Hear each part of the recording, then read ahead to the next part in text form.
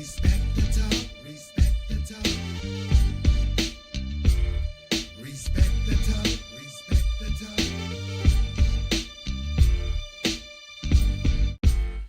Respect the talk, respect the talk. Respect the talk, respect the talk.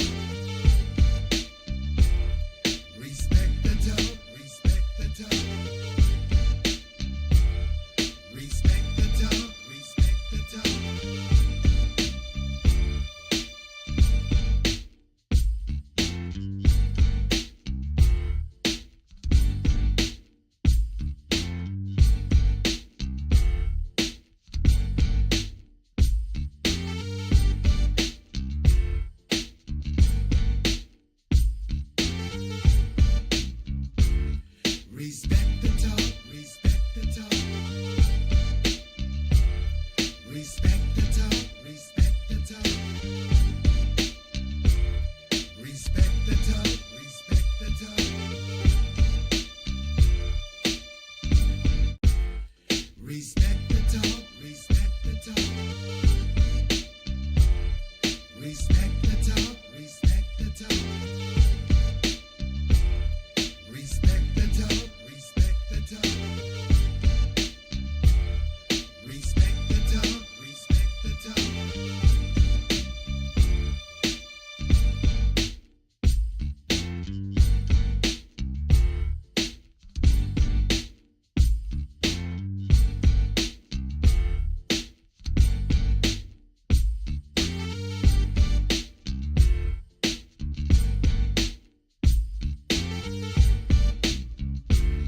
Respect the talk, respect the talk. Respect the talk, respect the talk. Respect the talk, respect the talk.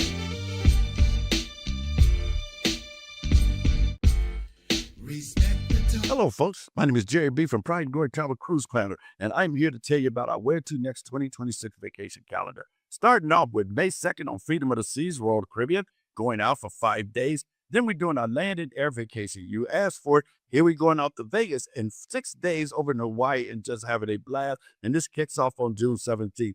Then another one you asked for, we head back out to Alaska again on July 26th on the beautiful ship Celebrity Edge. Then in October, another trip you asked for. We heading over to Aruba and Carousel. This is going out October 17th on Allure of the Seas. And then our biggest trip of the year is on Allure of the Seas, November 29th, which is our hog biker cruise. You don't need to be a hog or biker to attend. Just come have some fun. We having our leather and lace karaoke party. We having a pool get together.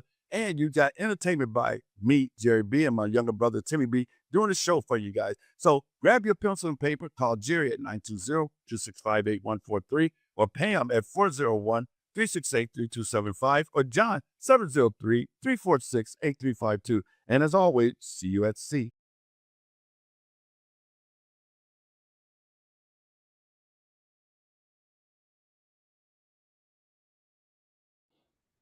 What's going on, everybody, and welcome to another episode of Respect the Talk. You got me, Jerry B, and guess what? I got my nephew in the house with us today, y'all. As always. What's up, nephew? Today. Always good to see you. Every now and then me and him be taking turns, y'all, out there taking off, but lately, it hasn't been that often, but it's always a blessing to have both of us on here, see his handsome face and stuff, bald head, handsome face. Hey, trying to make me blush. Please, I won't see it. Shit. What, you gonna turn red on me? Yeah. Oh, okay. I ain't mad at you. As Tupac would say, I ain't mad at you. But you don't know who that is. You're too young for that. Tupac. What? That was my era. You're too old for Tupac. You like you some Pac, huh? Me and my girlfriend. Man. Hey, how's the family, bro? Everybody's good, man. Everybody's good. We all doing what we do. Yeah, that's cool. Is she back home or no? She's still taking care of mom? No, she's still taking care of mom. Right. She comes home to visit every once in a while. Look forward to those times, but she has responsibilities Yeah, there. yeah. So Oh, absolutely. Kids doing okay and stuff. yeah. That's neat, man. I'm glad, always glad to hear that, man. I think I talked to your dad, your brother. I mean, my brother, your dad, not too long ago, and shot the crap with Okay. him. I think I'm gonna reach out to him again. I know Timmy's trying to reach him. Um, as he's got some shows up in Chi-Town with Chicago Cats, and I'm probably crash with him a couple of those nights. So Okay. Yeah, that'd be good. yeah. So He'll look anyway, forward to it. yeah, it's see them two hook up and hang out a little bit. So hey, we all right, let's jump right in here, folks. What's going on, everybody? And welcome back to another episode of Respect the Talk. Before we get started, make sure you hit that like button, subscribe to the channel, and share this conversation with somebody who isn't afraid to think for themselves. You can catch us live every Tuesday at 5 p.m. Eastern. And if you missed the live show, don't worry, we've got you covered on replay. Around here, we don't care if you're a Democrat, Republican, Independent, or somewhere in between. We don't give a crap. We're here to have real conversation about the stories shaping our communities, our culture, and our country. So let's get into it, James. What do we got today, bro? All right, man. We got to get into it because we got another packed show today. First, we're going to be talking about the Democratic Party and whether they're making a huge mistake by letting Republicans define candidates before voters can even get a chance to do it to themselves. Yep. Then we're diving into government spending. Some folks were calling and excited about all the cuts in the beginning of this term, and now they seem to have forgotten with all the other priorities that the White House seems to think that there are. After that, we're talking about sports. The New York Knicks finally broke a 5-decade drought. Yes, sir. That's 50 years. But once Sir. again, some people found a way to turn that celebration into destruction. We'll talk about why that keeps happening. And finally, in our Why Facts, yes, that's back this week. Why? We're talking Why? about the origins of Juneteenth Why? and why this holiday matters. Why? What lessons we can take from it too, um, uh, and moving forward. So let's get into the conversation. Welcome to Respect the Talk with Jerry B. Respect the talk. Respect the talk. Respect the talk. Become one of our vendors. Hey, folks, grab your red cup. And I tell you probably heard me and my nephew talking about something, but he held up a red cup too. And I want to hear what he got there because he's trying to explain it to me. And what is it called? Fizimo. And Fiscal. what? It's as some of you may know, I work for Costco, and every once in a while we get different vendors coming in there who want to join the Costco family as far as what they sell and push. Um, this company came in. It is 100% juice, and this is we're not getting paid. They're not sponsoring us in any way, but it's a good drink. It had me buying a couple of cases. Cool, man. Um, but it's 100% juice, 4 servings of juice in every little can. Let's see, what size can is this? In this 11.2 ounce can, Nice. and just 4 ingredients. Wow. So it's only the fruit juice, not from concentrate, carbon dioxide for carbonation water Right. for the carbonation, and 2 types of acid for preservation purposes, I believe it is. Okay. But it's good. They Cool, man. got Let's check that out. watermelon. Yeah, it's good. It's good, man. Check that They got out. watermelon, mango, and lychee. Right. Well, sorry about that, Costco. We know we're not advertising your product or you on our show, folks. They have nothing to do with our show. So I just seen it and thought it'd be some information because you know what we do here. We like to share information with everybody. So that's what Good we stuff, did. man. Try to It's share good stuff. information. So hey, we're gonna jump into this first segment because again, this is something that bites at me. I'm talking about Graham Platner, y'all. Yes, I am. The Democrats and the second chance. You know what's crazy? Every election cycle, both parties, both parties now tell us voters who we should vote, who have a voice. Both parties tell us voters should have a choice, but they tell us democracy matters. They tell us people should decide. But then the minute the people start choosing somebody the party establishment doesn't fully like, everybody suddenly wants to hit the panic button. Look at what's happening in Maine. Republicans have spent tons of time defining Graham Platner, talking about his past, talking about his mistakes, talking about every controversy they can find. Fine, that's politics. It is. We know how that game is played. But what I don't understand is why Democrats seem perfectly willing to let the Republicans write the entire story for them. Think about it. The Republican Party has candidates dealing with controversies all over the country. All over the country. Look at Texas Attorney General Ken Paxton. Between impeachment, which he was impeached by his own party, figure that, legal battles, whistleblowers, whistleblower settlements, and now personal drama involving his divorce. There's no shortage of headlines there also. Then you got candidates in other states creating controversy every other week, and somehow they're still competitive in the races. So why? Why is everybody acting like one candidate's mistake automatically mean his political career should be over? Now, don't get me wrong. If somebody messes up, they mess up. Accountability matters. But here's my question. Do we believe in second chances or not? Because we love saying it. We put it on posters. We put it into speeches. We put it into even mission statements. But the minute somebody actually needs one, suddenly everybody gets quiet. And at the end of the day, voters in Maine should decide who represents Maine, not party insiders, not cable news, not consultants sitting in Washington. If Maine voters choose somebody, then the party's job is to help that candidate win, not spend half the campaign apologizing for them existing. And here's the part that gets me. Okay? At least Platner has acknowledged his mistakes and apologizes. That's more than we could say for a lot of politicians and Americans right now. Nobody's saying, excuse my bad behavior. We're saying people can grow. And if we stop believing that, then what exactly are we doing here? So I'm going to talk to you, James, about this because this one really got my goat because this guy, I watch him, and I don't know if you've seen a picture of him. Yeah, he looks grubby. He looks like your neighborhood bar person you go hang out and have a cocktail with. He really does. And he has said some really, really crazy things, even about black people. He's done some really racial things. But he apologized for all of them and said, you know what? I was stupid. I was young. I was dumb, And he said this, I don't know if he was doing it because he's running for senator or not, but I felt he was sincere.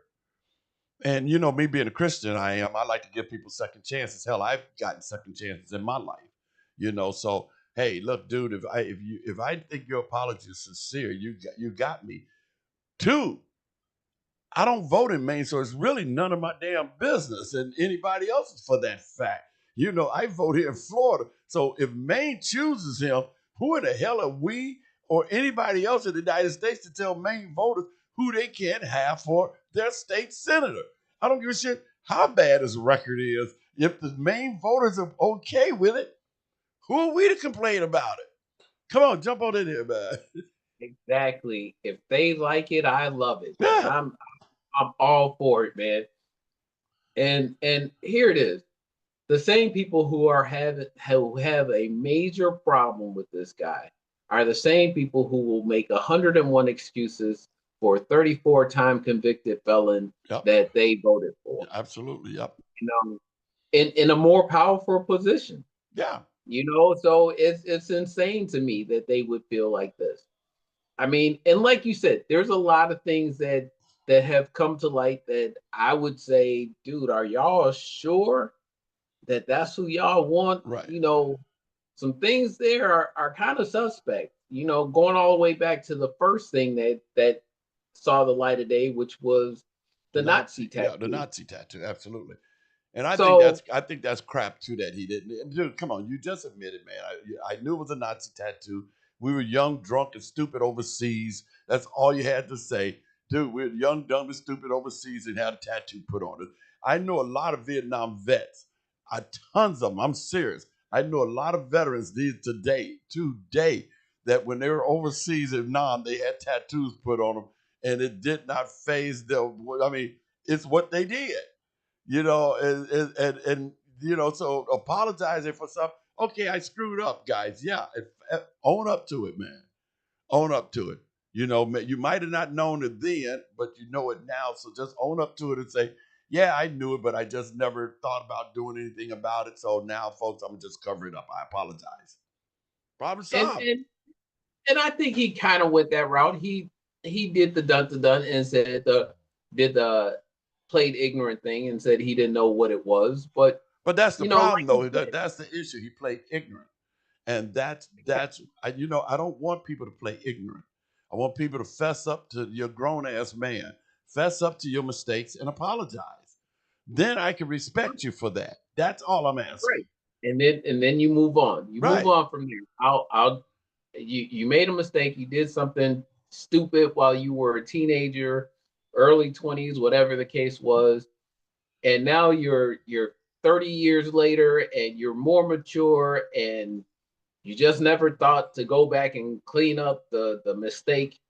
But at the end of the day, now we got to move in the current. Right. We got to and like you said, at the end of the day, it's not there. He's not representing me. Right. So I personally don't even see the hoopla. The folks there in Maine have to make the decision. Of the people, for the people, by the people. In other words, if Maine wants that person to represent them because that's who they feel most resembles Connected to. them, Yep. then that's who they elect. Exactly. And that's why I have a problem again with the Democratic Party, because they're allowing this to happen. They're allowing this mess to happen. And then I seen on TV, on the news, whether it be Fox News or whatever, and they're asking the Democratic Party, so is this the kind of person you guys want representing you? And they coming up with all these damn excuses when one Democratic person said it right. Look, I don't vote in Maine. It's none of my damn business. And that's what all of them's answers should be.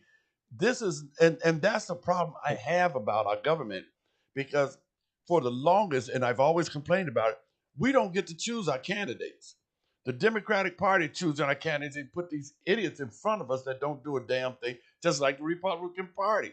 We don't, the public do not choose their candidates anymore. Back in the day, we used to do that. Now we don't. The Democrat pushed people in front of us and say, this is who you got to vote for. Well, this time Maine was not tolerating it. They said, no, this is the guy we want. And what the Democratic Party should do is stand by him, put money behind him, and run against Susan Collins over there, because she calls herself an independent, which we know damn better than that. She is not an independent. She voted with Trump probably, I don't know, 1,000% of the time. And the other part of that is that, from what I understand, Maine is one of those must-win states. We gotta win Maine. So yes, don't try to throw them under the bus in any way, shape, or form. The message should be exactly like you said. I don't vote in Maine. The Maine people have spoken. That's who they want. Let them speak out about who they want and to represent them. Right. If they don't want them, then fine. We won't put money behind them. But if they say we want him, dude. and he won in it was a tight race, but he won. Yeah, he won, beat like 3 other people out. Exactly. So that's obviously who they want. And the AP put out a short little video where they asked 3 different people, and 2 out of the 3 said, "Hey, he that's who we want. That's who we want. He's young, he's energetic. Okay, yeah, he made some mistakes in life, but hopefully he's learned from it." And I even heard, I watched the main people even say that. They literally said that. Yeah, we know about his past mistakes. Yeah, we understand that. So what? We can overcome that, as long as we can get the person we need that's going to represent us in office. Because all in the end, you're talking about his personal life. Personal life. Now, mind you, you guys gave Mr. Trump a pass on, guess what? his personal life, grabbing women by the you know what, and all of a sudden this is a problem for you Republicans out there. Oh my God, look at how he treated women. Look at how he talked about women. At least he didn't beat women. At least he wasn't charged with a rape, Right, right, you exactly, know. And you guys exactly, gave that guy a pass, and here this guy all of a sudden he's the worst thing on the earth. Give me a break. exactly, 100%, So a I kind hundred of listened percent. to him quite a few times, and like I said, I've seen some of his stuff. That's just like prime example, Charlie Kirk. You guys wanted us to forget all the stuff that Charlie Kirk said about people and black people, but yet you don't want to give this guy a pass about what he said. Why? Because he's a Democrat and Republican. It's ridiculous. Talking about hypocrisy at its best. Exactly, exactly. And when you think about it, Charlie Kirk, that was current. Yeah, He actually got shot while saying something, yeah, pretty, yeah. Horrendous, like he always does. yeah, yeah. Yeah, trying to get clicks and shit. Well, you got clicked, all right. Excuse me. I didn't mean to say that, folks. I'm sorry. don't be coming shooting bullets in my house. I ain't trying to play that because I'll shoot back. I will Well, shoot back. I'm telling you right now. So anyway, yeah. yeah, let's move on, man. Let's talk about what's happening to fiscal responsibility, because this is another thing that's been bugging me. I'm sure everybody's been seeing this all over because it's been happening every freaking day. All you got to do is look at it. What the hell happened to fiscal responsibility? That's what the Republican Party ran on. No, seriously. Can somebody explain it to me? Because for years we heard the same argument. We got to cut spending. We've got to tighten our belts. We got to eliminate waste.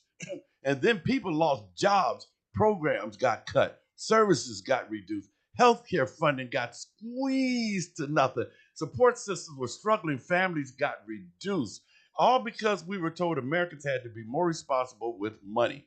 Okay, if that's the standard, then let's apply the standard, because now we're seeing huge spending proposals, massive projects, military expenditures, renovations, events, and billions upon billions of dollars being discussed. And the question becomes simple. Where in the hell is all this money coming from? That's not a Democratic question. That's not a Republican question, folks. That's an American question. That's what James and I are. We're Americans, and that's a question that we should all be asking. I don't care what side of the aisle you stand on. If we're broke when it's time to help regular people, then how are we suddenly rich when it's time to fund everything else? That's what confuses me. The same people who were cheering spending cuts yesterday are suddenly silent when the spending happens to be attached to something they support today. And look, every administration spends money. That's not new. Okay, I'm not trying to say this, blame the Republicans, but what drives me crazy is inconsistency. You can't tell people in a crisis 1 minute and then act like money grows on trees the next ones. Americans are still paying more for groceries. They're still paying more for insurance. They're still paying out of their pocket for housing. So when people hear about billions being allocated somewhere else, naturally they're going to ask questions. And honestly, you should ask questions. Talk to me, James. That's 100% correct, man. I couldn't agree with you more there. You know, since the beginning of this administration, gas is up 50%, meaning originally it was right around $3. We're now at over 4.50. So the gas is up 50%. Right. Groceries on average, we're paying about 40% more when you take into account inflation, raised prices, and shrinkflation, Right. the smaller packages.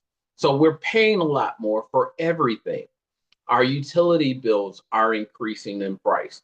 And going back to the gas, I don't know if you've noticed it, but the EPA allowed them to cut the gas even more. So we went from 10% ethanol to 15% ethanol, which also affects your gas mileage. Right, yeah. So it used to cost me $35 to fill up. It's now costing me $50 to fill up. And where I was getting Now I drive an older car where I was getting 20 miles to the gallon. I'm now getting about 14. Yeah. So it's horrible. It's Mm. horrible out there, you know.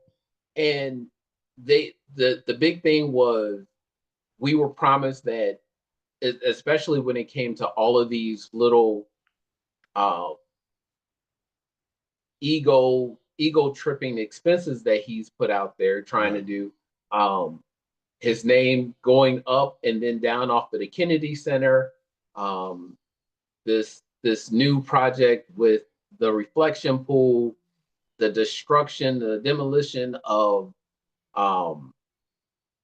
of the White House and the White House lawn now, with this whole uh, 250 thing that flopped. Right. This whole thing, everything that he's promised that it wouldn't cost the taxpayers anything because he had investors or he was going to be paying for it out of his pocket, is coming out of the out of our economic budget. Right. Right. You know, he didn't pay anything for his name to go up on the No, Kennedy Center. no, He not at didn't pay all. anything for it to have to be taken down. Right. He didn't pay for the reflecting pool, which after only 2 weeks is looking worse than It's it ever green. did. Yeah, it's green with algae now. It is just Yeah. horrible. So um the whole ballroom thing that he promised that he had investors for and wouldn't cost the public a dime is now at an outrageous figure. Yeah. Yeah. You know, this whole celebration that has, like I said, that flopped now was agreed upon bipartisan In um Congress, right. in Mhm. Congress some years ago. Yeah. Because he corrupted it, most of the acts backed out. There were What? 2 remaining acts that were left on the billing, and that was Kid Rock and Vanilla Ice. And to Right. my knowledge, he hasn't backed out yet. Right. But I mean, you're talking about one person who, with Kid Rock, he's pretty much a forgotten yesteryear nobody now, Right. whose current claim to fame and 15 minutes back in the spotlight is because of Trump. Yeah. Well, And you have Ice T. What is his name? Who's that? Vanilla Vanilla Ice. Ice. Yeah. And Vanilla Ice he's bankrupt beyond belief. You know, he tried to get his 15 minutes back some years ago by doing a home renovation series on the Discovery Channel, and that went nowhere. I don't Yeah. think he even lasted a whole season. So and he did a stint on one of the Ninja Turtle movies, but all in all, he's another one who's broke, did nothing with his money, and looking for another shot at fame. Right. Yeah, for So, sure. I mean, we're kind of in that boat where the money that was spent or allocated toward it has to go there now, Right. and it was turned into basically a Trump rally. No. Oh, So, exactly. you know, we're of all the promises that he's made, that as far as fiscal responsibility is concerned, it's cost us more, not only in the money and the funds spent, but Right. in the whole reputation of our country. No. Well, he always tries to throw this Obama thing out there when Obama administration and the other countries cut a nuclear deal with Iran in 2015, it included giving Iran access to billions of dollars. In that case, it wasn't money from other countries, but instead it was Iran's own assets that had been frozen in foreign banks under sanctions, estimated generally placed under the dollar figure around $50 billion. Now, he sits there and tells people, oh my God, they went into this bank here and raided this bank and this bank and this bank and dropped pallets of cash off. And people believe him. They keep admitting that crap. They keep admitting this garbage. And guess what? Trump is doing the same identical damn thing, but worse. He's doing $300 billion, but he's trying to cover it up by saying it's a building fund. And that's what they're calling a building fund. So you're going to give Iran $350 billion to rebuild their economy. What's the damn difference? Yeah, yeah. More to the point, You yours is know, worse because at least Obama released the money that was theirs. Where's this money coming from? And what he's doing, so he can save face, he's having Qatar and all those other countries over there do it. So it doesn't look like the United States is doing it or Trump is doing it. He's trying to save face. So he can say, I didn't do it, they did it. I want to check those numbers out, man, because I seem to remember different numbers. Well, I think Obama actually I did remember it was 1.7 like, billion. yeah, 1.7 or 1.7 billion 1.8 for billion for Iran through Obama, right. and 24 billion from Trump, but that doesn't include the money that we spent, the trillions that we spent on the war itself. Right. Yeah. And I believe that 24 billion is what we're releasing directly, Right. but he's doing a backdoor deal with Qatar and calling it a building fund as if, it's supposed to be restitution, basically. Right. Yeah. Exactly. So it's on top of that, we also, as far as the deal is concerned, if you want to compare them, there was also the whole reason for him going to war, him talking about war, was Iran can't have a nuclear. Well, that's been tabled for another time. Right. So that's Now it's not about- even part of this deal. No, now it's about opening the Straits of Hormuz, which was already open before this crap even happened. Before this even started, exactly. So now he's on TV today trying to cheer on a win or at the G7 trying to say, look, I ended the war and got the Straits of Hormuz open. Dude, it wasn't closed until you went in there and did and destroyed.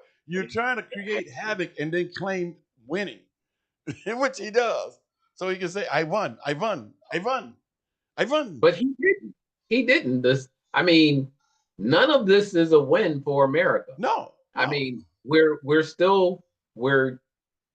at least years away, at least a year and a half away from having gas prices stable out again.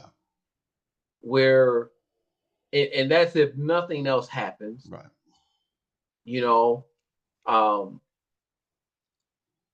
So a year and a half before prices stabilize, they now realize the power they have with the Straits of Hormuz. Yeah, right, which they didn't know they had before. Right. They had no clue they had that kind of power.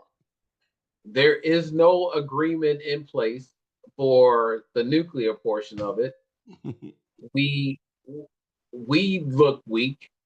America looks weak on top of everything, because here we are. We started this war and we said it was only going to take. We did a Russia versus Ukraine. Yeah. We said that it was going to be 2 weeks in the making, and here we are, months down the road. 3 months now. Trillions of dollars and behind the 8 ball on it. And the same man that he said was lightweight and couldn't run the country just beat him in the deal. Right. But so this was a no win anywhere for America. No, it was, and he's trying to find a win out of it, some kind of way, shape, fashion, or form, so he could save face. So now he could sit there and say, well, I won. That's why they're changing the narrative to something else. And he could say, well, I won. We won the war. War's over, and we got the Straits of Hormuz open.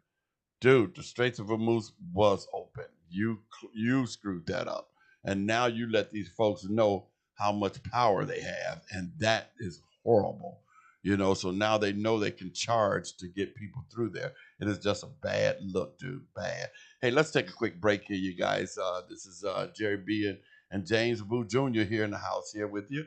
We'll be right back. Come back and see us again. We'll be right back with you. Don't you go nowhere. Don't you go nowhere. You come back. 2 and 2. We're going to be going long. Come on. Don't go nowhere. 2 and 2. See you back. Bye.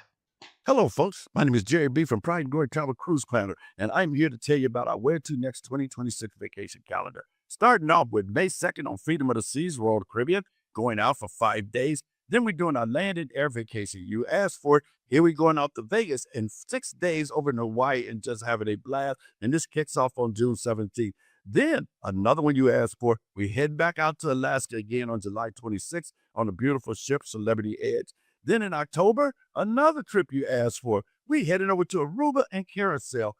This is going out October 17th on Allure of the Seas. And then our biggest trip of the year is on Allure of the Seas, November 29th, which is our hog biker cruise. You don't need to be a hog or biker to attend. Just come have some fun. We having our leather and lace karaoke party. We having a pool get together. And you got entertainment by me, Jerry B, and my younger brother, Timmy B, doing the show for you guys. So grab your pencil and paper, call Jerry at 920-265-8143, or Pam at 401-368-3275, or John, 703-346-8352. And as always, see you at sea.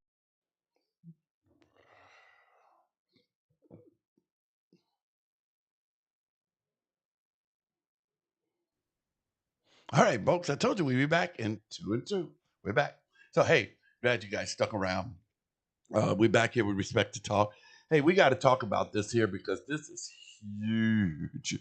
I woke up on Sunday morning, I'm telling you, and saw the New York Knicks had pulled it off again. Yes, we got to talk about that. My wife and I was in bed Saturday night, and we had turned the game on for, I don't know, for a few seconds. It wasn't that long, I mean, but we wanted to see where they were at. And they had like 6 minutes left in the game when the New York Knicks were down. I said, you know what? Well, they pulled it off again. They pulled it off once before at the last minute, so they probably do it again. And I remember, I'm telling you, this is what I literally said that. You know, then we turned the television off and went to sleep. Next thing I know, I wake up and see another comeback, another one. Wow. All these years. Listen, I'm not even a huge basketball fan, but I love sports stories like this. More than 50 years. Think about that. Entire generation of fans waiting to see this moment. People who were kids the last time this happened, and grandparents now, our grandparents now. That's what makes sports special. The loyalty, the heartbreak, the waiting, and then finally the payoff. But can I say something? For the people out there destroying property, doing celebrations, what the hell is wrong with you? Okay, seriously. Every time there's a protest, somebody destroys something. Every time there's a celebration, somebody destroys something. Every time there's a big public gathering, somebody decides to act like somebody should decide to act like some common sense, like look and take a vacation. This is just, it's crazy. Why? I don't get it, James. I don't get it, man. How does breaking windows make championships better? How does damaging somebody else's property improve the celebration? It doesn't. It's just distract from the moment. I mean, really, folks, it takes attention away from the fans who waited decades to enjoy something positive. So congratulations to the Knicks. Congratulations to the organization, not the owner. Congratulations to the fans in New York and everywhere else, and enjoy the moment. You waited long enough. This actually blows my mind. I never, ever understood this. It happens when people are marching, and I've always thought that. I said that back in the 60s. I think me and you talked about that before, how people would tear up their own damn neighborhoods, and I never understood that. Here's a celebration. You're celebrating the Knicks win, and you're out there tearing up shit. It's like, folks, what is wrong with you? Who in the hell raised you guys? Come on. And that's a big part of it. It is all about who raised them or who didn't raise them, and the lack of appreciation for other people or even your own. Well, yeah. You know, you hear about people all the time. Everybody's seen the meme where the little kid was playing the video game and he lost, so he just threw a fit and destroyed the TV and the game itself. You know, people like that don't have that appreciation for things. Yeah. You know, not everybody was brought up to appreciate the smaller things, the little things that they have. and I can't even say that it's about. I used to think that it was about um, paying for things yourself, No, but that's not even always the case now. no. You Mm-mm. know, you see and hear about stories where people just don't they don't even care about their own. No, You they know, don't. It's, my, when my kids started driving, it took me once, maybe twice, before I said, "Up from now on, you buy your own." You yeah, know, because yeah. um, in my case, it was my daughter who let her boyfriend drive. He didn't care. He tore up her car Right. Like, hey, I don't care. It's because not mine. he wouldn't even get in trouble for it. Yeah. So, you know, and it. But then as he got older, um, he was tearing up his own stuff that he did pay for. So I can't even say it's a matter of paying for it yourself to make you more responsible. No, they just don't care about stuff. That's what it is. Yeah, They yeah, have no respect for their stuff or anybody else's stuff, and that's sad. And it is. here's the real rub to this. That school bus you guys tore up out there, guess who paid for that? Taxpayers. Because the school system, where do you think they get the money to buy those school buses? That police car you guys tore up out there, who do you think is paying for that? The taxpayers. There's money out of every taxpayer's pocket, because they don't, police department don't pay for it. They pay for it, but guess where do you think they get their money from? The government, us. We are paying for that. So you're not tearing up just stuff, you're tearing up our money, and you just don't care. You just do not care. And that is just crazy. I don't get it. And this is supposed to be a celebration of the Knicks winning or any team winning. I'm not just going to say the Knicks. Any team winning celebration. And this is how you celebrate, by tearing up stuff, burning stuff up. It's like, dude, you don't know how to celebrate, because I never had a party like that where I got to burn shit down to celebrate and have a good time. I've never Mhm. done no crap like that. You? No, no, no. I mean, the closest thing that we could ever have to saying anything like that would be after or before a big football game. We'd have a bonfire and we'd burn Well, stuff yeah, that you way. burn wood though. But You it burn wasn't anything like cars or houses or stores or school books or just, I mean, yeah, no. it's crazy out here, man. And I don't know what we could do with this country. It's really kind of disheartening. And folks, I'm not talking about black folks, and I'm not talking about white folks. I'm talking about all folks, because there was a bunch of yous out there doing that shit. I've seen you on TV. I've watched you on TV, jumping up and down on cars, all different nationalities.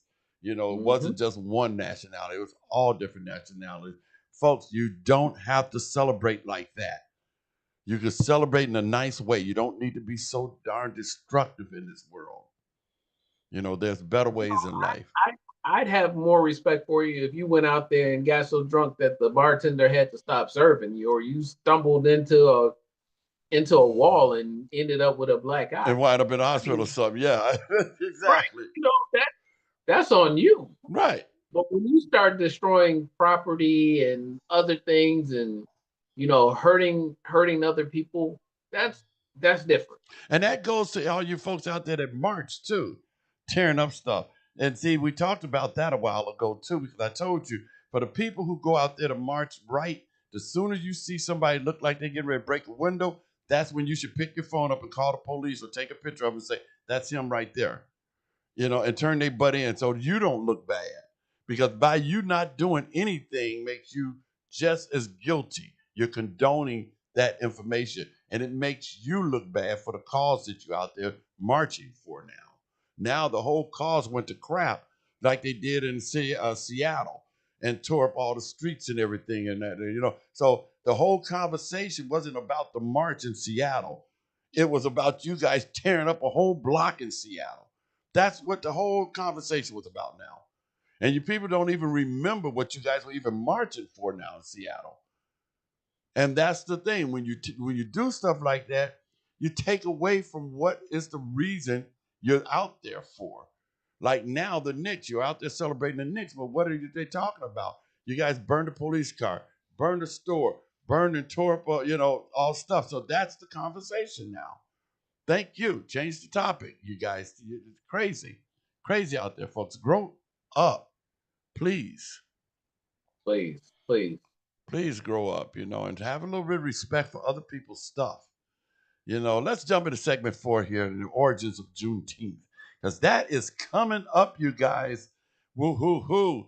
And Juneteenth has always interested me. It's something about it. A lot of people celebrate it now, but many don't know the full story behind it. Okay, most people learn that slavery officially ended with the Emancipation Proclamation in 1863. What they don't always learn is that freedom didn't reach everyone at the same time. In fact, more than 2 years later, in fact, 2 years later, enslaved people in Texas were still being held in bondage because the news, and more importantly, the enforcement of that freedom hadn't reached them. Then on June 19, 1865, Union troops arrived in Galveston, Texas, and informed enslaved Black Americans that they were free. That's where Juneteenth comes from.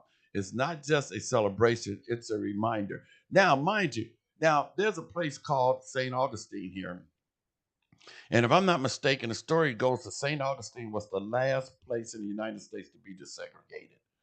That they weren't, or got rid of racism or something. You'd never get rid of racism. That's a mentality thing. That's kind of like the Iranians trying to tell them that they can't have a nuclear weapon, or you can't even think about having a nuclear weapon. How you gonna tell somebody what they can think? Same thing with racism. You can't tell nobody to stop being racist. That's what in their mind. That's in their mind. Anyway, a reminder that freedom on paper and freedom in reality are not always the same thing. And here's the question I want people to think about. Okay, when we talk about progress, when we think about progress, who do we hurt when we spend all our energy tearing each other down? Because if you look throughout history, division has always been one of the easiest ways to weaken a community. Not outside attacks, internal destruction. People turning against another. People forgetting the bigger mission. Juneteenth reminds us not only of where we've been, but also of the responsibility we have to each other moving forward. Because freedom means something. Opportunity means something. Community is supposed to mean something.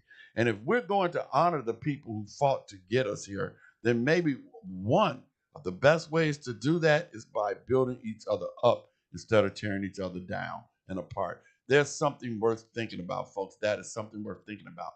And I think we touched base on that a while back too, ago, James, about how we don't support each other like we should as a Black community.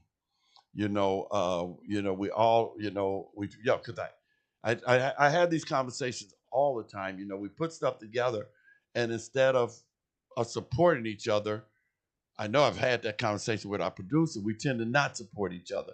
So you have to go outside of your race to get other people to support you, because your own people will not support you. And that's a sad thing. Sad.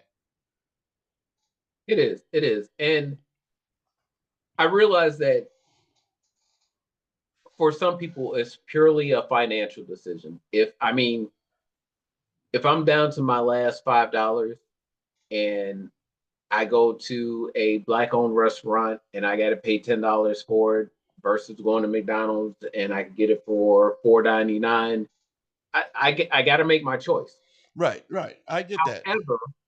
I get that. However, there are times when, and I hear this all the time from Black-owned business owners, that you will get somebody who's selling T-shirts, for example, and they're charging $20 for a T-shirt, and you'll get your own coming in there saying, "Man, that's really high for a T-shirt. I'm not paying that. Come on, give a brother a break. Why are you charging so much?" And then that same person will leave and go around the corner to Neiman Marcus and spend $40 on the T-shirt. Right. Because it has somebody else's name on it. Right, exactly. Yeah, exactly. So and it's sad that we won't build each other up, Right. because when you look at the history of most of those major brands that are out there, there's a story of shunning the black folks out there. Yeah. Everyone from McDonald's, the whole Ray Kroc story, and the original McDonald's brothers, Right. Yeah. to um, Versace, Gucci, Tommy Hilfiger, all of those, at some point or another, it hit the news is that where they said, we don't make our products for black folk. Right. So we try to price it out of their price range. Well, yeah, absolutely. So that, but we won't support our own. Right. Yeah. Well, And and, our and own are sad. struggling, trying to get ahead. Yeah. And it's sad, because it's, I am a small business type of person where I love supporting small business. I don't care whether you're white, black, Mexican, Chinese, whatever. If you're a small business owner, I'm all about that. And if I'll come in and try to do the best I can to support it before I go to the big box chain stores. Long as you're reasonable. I understand you're going to have to pay a little bit more to bring your product in because you can't buy in bulk. I do get that, but we could still try to turn around and try to support each other as much as we can when we can. And that's not what I've been seeing out there. Like I said, I'm a small business owner, and I don't get the support that I think I like to get from my own community either. And we've had that conversation before, not too long ago, and about me, the people that go on our cruise, and I have 100 people on there, and I'm the only black face in the crowd. It ain't like I don't know other black people because I advertise out there. It's just that I happen to be the only black face in the crowd. Why is that? I don't know. Everybody, and we try to make all my trips worth it, affordable for everybody within reason. And if you do it the right way, everybody can go on our trips. But you know what? I learned not to worry about that kind of stuff. But that's what I'm talking about. The reason this conversation came up again is because people are going to be out here celebrating Juneteenth like it's this big holiday, but yet you won't support your own people. So what are you going to Juneteenth for then? Just for the party? Because I mean, it's supposed to mean something to all of us. It's supposed to mean something to every black person out there because it's the day we were emancipated from not being slaves. So that should mean something to everybody, and you should want to support your fellow brother, man, also. But instead, all you want to do is party and tear them down. And I'll never understand that. I think I've been out of my life. I think I've been to maybe 2 Juneteenth events. See, and I haven't been. I honestly can't say that I've been to more than one. I try to represent every year. Yeah. Since I found out about it, Juneteenth was a new holiday for me. I lived inner city Chicago until I was 8. And then it was primarily white America, white Right. suburbia America. Right. And Juneteenth was not, in fact, when I first moved out to white suburbia America, I was one of 2 black families in my entire middle school. I know. So that was one of those things that, no, that wasn't on the card. Nobody taught me anything about it. No one ever mentioned it. I didn't really find out about Juneteenth until probably 2019. So it's only been a few years for Right. me. Yeah. Like I said, I try to represent now that I know knowledge is power. Yeah. But it's one of those holidays that, again, rewriting, whitewashing history has allowed for it. It's up to us to keep holidays like that alive. Right. Yeah. So, yes, destroying things on Juneteenth is a no-no. Right. Absolutely. Supporting each other, coming together to say, hey, we made it, and not only did we make it, but this is where we are today. We got a long road to go, but this is where we are today. Right. Yeah, we definitely still got a long road to go, you know, and I don't want anybody to get disenchanted about that because, you know, we still got a long way to go. But, you know, even though this administration and Governor DeSantis and them trying to wipe some of that out, but we won't let them. I say that on Facebook. I am not going to let them, you know, whitewash us down the road here. You're going to know, and I'm going to post stuff about how we were treated back in the day because that's history. You know, and you're gonna see the pictures of somebody getting hung if I have one. I'm gonna show everything because I will not let that go by the wayside. This is what you did. You're not gonna hide And from it. This is what your ancestors did. it's important that we realize that a big part of the reason why things are being whitewashed is that there is a large faction of folks out there who are afraid that they're disappearing. But yeah, That and I just watched a video today about some guy who posted on Instagram that he thinks that the biggest mistake America ever made was abolishing slavery, and that was a big part of the problem that we have as a country. And if you listen to him 2 sentences later, he says basically that Black folks are becoming too powerful. yeah. So there is a fear out there. Um, Public Enemy had a whole album called "Fear of a Black Planet." Right. For here, there's a lot of places, a lot of people out there who have fear of a black or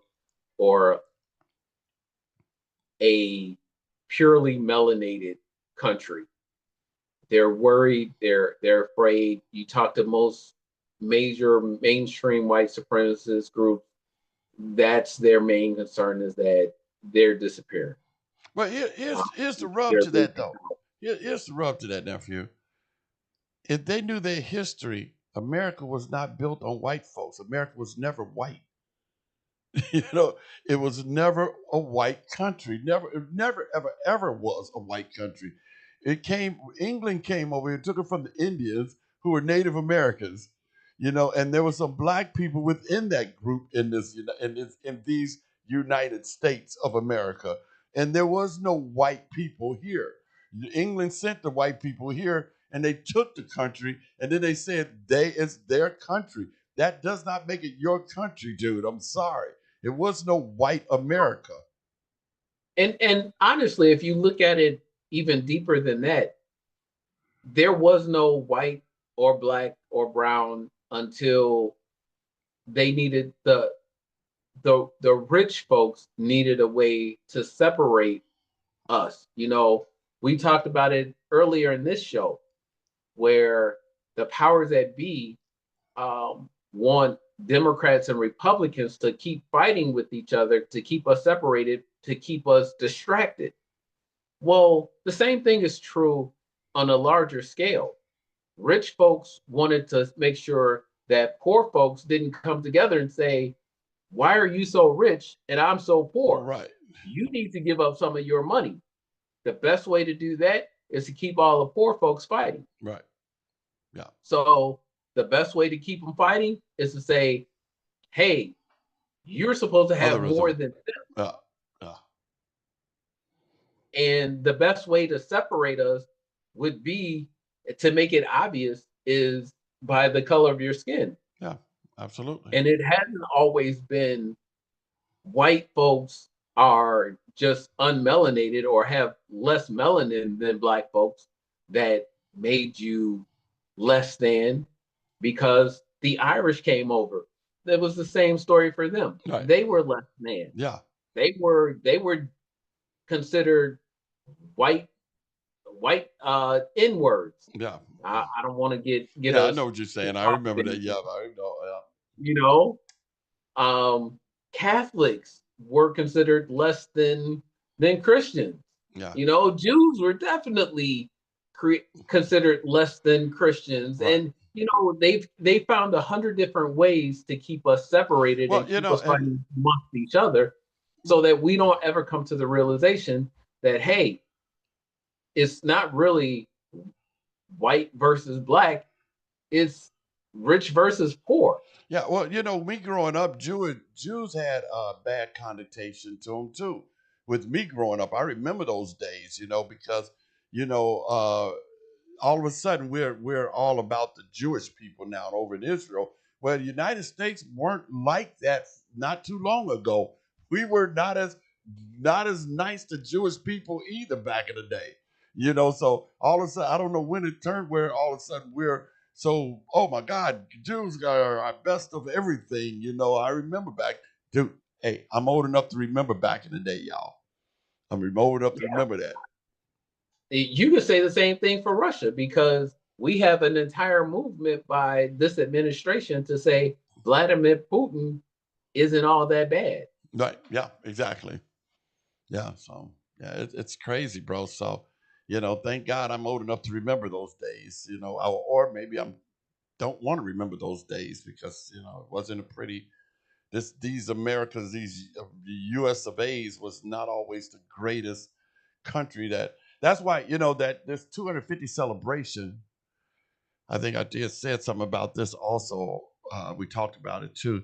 It drives me nuts because it was built on the backs of a bunch of slave people. And that's why I say, don't forget how this country was built. You're trying to celebrate it. And if you want to whitewash that, like it wasn't built by nothing but white people, now you're fooling yourself. Like this America was so great, 250 years of greatness. No, it wasn't 250 years of greatness. Let's cut the BS. It wasn't 250 years of greatness. You want to celebrate 250 years old, that's great. But how did we get here? Off the backs of slaves. That 100%. White House that got torn down was, guess what, built by the backs of slaves. That you're out here celebrating and trying to do a boxing match on the backyard of it. Goodness, I tell you. Yeah, let's not take this too much further because it's almost 6 o'clock and we can get out of here right at 6 p.m. today to be the first in about 5 weeks. What do you think, James? Hey, we could do that. I got things I could be tinkering with around the house. Yeah, I know. I'm going to make me a hot dog. That's a Chicago dog. My wife asked, "What's for dinner?" I said, "I'm having me a Chicago dog. I don't know what you're going to have." Just teasing, man. Hey, you guys have a great time. God bless you guys for joining in with us today. My name is JRB. This is James Boo. We love you guys. Hey. Take care. Have a blessed rest of your week, everyone. See you next Tuesday, 5 p.m. All right. Bye-bye. Love y'all. Welcome to Respect the Talk with Jerry B.